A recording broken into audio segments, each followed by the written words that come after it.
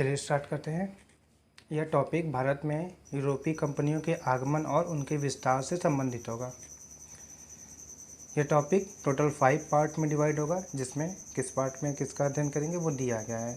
पहले पार्ट में हम लोग पढ़ेंगे आगमन पूर्व स्थिति, यानी यूरोपीय कंपनियां जब आए थे उसके पहले क्या कंडीशन बन रहा था जिससे उनको भारत में आना पड़ा डायरेक्ट। ठीक है। पार्ट 2 में हम लोग पढ़ेंगे पुर्तगालियों का आगमन किस तरह हुआ और भारत में उनका प्रसार और जो भी शासन स्थापित हुआ कैसे हुआ। ठीक है। पार्ट 3 में हम लोग डचों के आगमन के बारे में पढ़ेंगे। पार्ट 4 में अंग्रेज़ों के आगमन के बारे में, और पार्ट 5 में लास्ट में फ्रांसीसियों के आगमन के बारे में पढ़ेंगे। ठीक है। तो चलिए पहला पार्ट स्टार्ट करते हैं, आगमन पूर्व स्थिति, जिसका हेडिंग है, देखिए यहाँ पे दिखाया गया है यूरोपियों के आने का क्रम। थोड़ा सा आपको हिंट दिया गया है कि कैसे कैसे यूरोपीय कंपनियां, पहले कौन आया बाद में कौन आया, उसको ईयर वाइज दिखाया गया है। तो देखिए सबसे पहले पुर्तगाली आए 1498 में वास्को डी गामा के आने के साथ ही। उसके बाद आए डच, हॉलैंड वासी, जिसको फ़िलहाल अभी नीदरलैंड कहते हैं, वो 1602 में आए, वो सेकेंड थे। थर्ड में आए आपके अंग्रेज, 1608 में ये लोग आए। कहाँ पे आए वो उन लोग के टॉपिक में देख लेंगे। उसके बाद फ्रांसीसी आए। फ्रांसीसी कब आए? 1664 में, सबसे आखिरी में आए थे।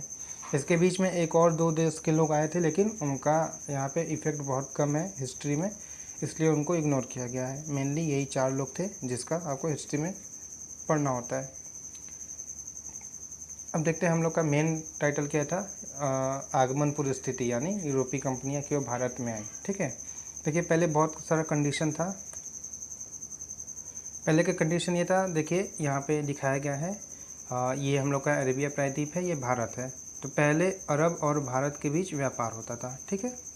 तो इनके बीच व्यापार होने के बाद या अरब प्रायद्वीप से होता था व्यापार, या इतना तक आपका लाल सागर तक आता था, उसके बाद फिर से अरब प्रायद्वीप में आता था, और यहाँ से आपका जाता था जो भी सामान भारत से या फिर साउथ ईस्ट एशिया से सामान जाता था, इस बात से ट्रांसपोर्ट होके पहुँचता था इटली, और इटली से आपका ट्रांसपोर्ट होता था जो भी सामान है, चाहे आपका मसाले होंगे, सूती वस्त्र हो गए और रेशम हो गए चाइना से आते हुए, ठीक है ना, या साउथ ईस्ट एशिया से आते हुए आपके लकड़ी हो गए, कोई भी चीज़ है वो इटली के थ्रू होते हुए आपको बाकी यूरोप में डिस्ट्रीब्यूट होता था। जिससे क्या होता है, इटली कमीशन हर जगह अपने जगह लेता था, और उसकी वजह से बाकी देशों में माल महंगा बिकता था। कई सारे यूरोपीय देश इटली में इस तरह से आपके व्यापार को हटाना चाहते थे, और चाहते थे कि डायरेक्ट उनका भारत से कैसे व्यापार हो या फिर साउथ ईस्ट एशिया से कैसे व्यापार हो। उसके लिए उन्होंने कई सारे खोज यात्रा प्रारंभ कर दी। उस बीच क्या हुआ कि 1453 में उस्मानिया सल्तनत, कहाँ था उस्मानिया सल्तनत, ये अरबिया प्रायद्वीप, ठीक है, जिसमें इराक, ईरान, ये सब लोग आते हैं। इसने क्या किया, तुर्की का एक शहर था यहाँ पे इस्तांबुल, उसको बोलते हैं, फ़िलहाल इस्तांबुल बोलते हैं, उस समय ये था कुस्तुनतुनिया, इंग्लिश में इसको कॉन्स्टेंटाइन बोलते हैं। ठीक है। और सबसे पहले उसको बोलते थे बेजेंटाइन, ठीक है, और उसके नाम पे ही आपका पड़ा बेजेंटीनी साम्राज्य। क्या था, सबसे पहले जान लेते हैं कुस्तुनतुनिया है क्या। देखिए कुस्तुनतुनिया जब 330 बीसी में, जब आपके रोमन सम्राट ऑगस्टस प्रथम ने अपनी राजधानी कुस्तुनतुनिया में स्थापित कर दी। पहले ये बेजेंटीनी नाम से जाना जाता था, उसके बाद उसको कुस्तुनतुनिया अपने नाम से बना दिया, इसलिए उसको इस सिटी का संस्थापक मानते हैं। और ये कितना बना, जो पूर्वी रोमन साम्राज्य था जिसको बेजेंटीनी साम्राज्य कहा जाता था, उसकी राजधानी था। अब क्या था, उस्मानिया सल्तनत ने इस पर अधिकार कर लिया 1453 में। इसी के साथ क्या हुआ, आपका रोमन साम्राज्य का पूरी तरीके से पतन हो गया, और इसी वर्ष को कहते हैं कि मध्यकाल का अंत यूरोप में और नए युग की शुरुआत मानी जाती है। ठीक है। इसका इफेक्ट क्या पड़ा, उस्मानिया सल्तनत ने कुस्तुनतुनिया पर अधिकार कर लिया, जो कि यूरोप और एशिया के मध्य व्यापार का एकमात्र स्थलीय रास्ता था। ठीक है। उस समय इधर कोई आपका अटलांटिक महासागर से हिंद महासागर, अरब सागर होते हुए व्यापार नहीं होता था, बेसिकली स्थलीय मार्ग से होता था व्यापार, और वो एकमात्र मार्ग था जो 2 समुद्र, काला सागर और यहाँ पे कोई ब्लैक सी है, एक और सी है, उसके बीच जोड़ता है। ठीक है। तो उससे होता था, और वो रुक गया। क्यों रुक गया, देखिए पूरी तरह बंद नहीं हुआ। मेनली क्या किया, जो उस्मानिया सल्तनत ने वहाँ पे शासन स्थापित किया, उन्होंने बहुत ज़्यादा टैक्स वहाँ पे इंपोर्ट कर दिया। ठीक है। जिसकी वजह से वहाँ पे माल महंगे हो जाते, तो बाकी यूरोप में भी सामान बहुत ज़्यादा महंगे बिकते, जो कि बेनिफिशियल नहीं था वहाँ के यूरोप की कंट्री के लिए।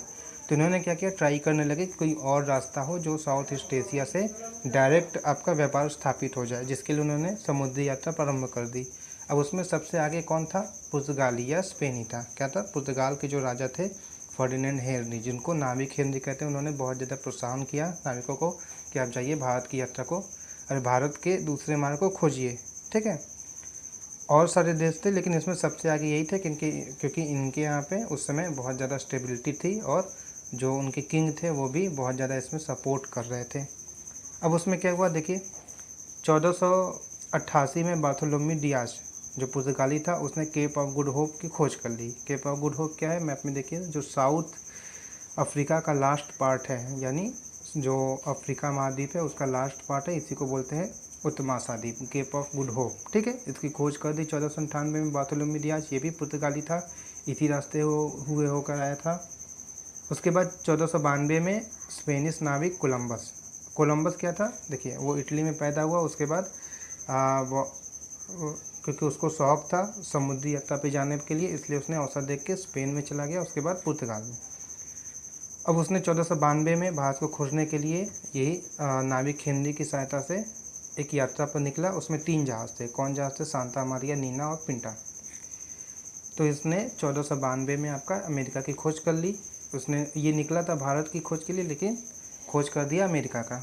उसके बाद 1498 में पुर्तगाली नाविक वास्को डी गामा, ये भी पुर्तगाली था, इसने केप ऑफ गुड होप होकर भारत के कालीकट यानी केरल पर पहुंचा था। ठीक है, उसका पाथ यहाँ पे दिखाया गया मैप में, देखिए यहाँ पे ये पुर्तगाल है, लिस्बन से होते हुए कैनरी आइलैंड होते हुए यहाँ पे उत्तमासा द्वीप तक पहुँचा। उसके बाद मोजाम्बिक चैनल को पार करते हुए इसने अरबिया प्रायद्वीप की तरफ गया। ठीक है, वहाँ से क्योंकि उस समय अरब और भारत के बीच व्यापार होता था और भारत का जो सबसे प्रमुख बंदरगाह था वो था सूरत, गुजरात। तो एक गुजराती व्यापारी था जो उस समय अरब में था, उसकी सहायता से वास्को डी गामा ने भारत के कालीकट तक तो पहुँचा।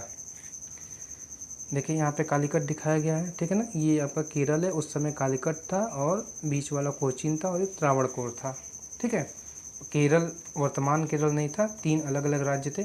तो केरल पर यहाँ पे वास्को डी गामा ने पहुँचा 1498 में, और इसी को कहते हैं कि उसने भारत की खोज की। यहाँ पर कालीकट में आया तो जो लोकल किंग थे जमोरिन, उन्होंने इसका स्वागत किया और उसे वहाँ पे सामान खरीदने और अपना सामान बेचने की इजाज़त दे दी। जबकि यहाँ पे उस समय जो अरेबियन व्यापारी थे उन्होंने इसका विरोध किया था और वास्को डी गामा ने यहाँ पे जितने सामान लेकर गया और ले जाके यूरोप में बेचा, ठीक है ना, तो वो कितना गुना था, उसकी कुल यात्रा का 60 गुना था। यानी जितने खर्च उसको यात्रा में आने में भारत में हुआ, ठीक है ना, तो जो भारत से उसने सामान खरीदा, मसाले, कपड़े और बहुत सारे सामान थे, ठीक है ना, उसको यूरोप में ले जाके बेचने पर उसे कुल यात्रा का 60 गुना अधिक पैसा मिला। यानी खर्च भी निकल गया और 60 गुना ज़्यादा प्रॉफिट हुआ। तो यहाँ तक था हम लोग का कैसे यूरोपीय कंपनी पहली बार भारत में आ रहे थे, यानी आगमन पूर्व स्थिति क्या थी, कैसे कैसे खोज हुए, कुछ खोज यहाँ पे थे और भी बहुत सारे खोज हुए थे। तो इस वीडियो में बस इतना ही। अगले पार्ट में हम लोग देखेंगे कि पुर्तगालियों का आगमन कैसे हुआ था और उनका भारत में प्रसार कैसे हुआ। इस वीडियो में बस इतना ही। Thank you so much.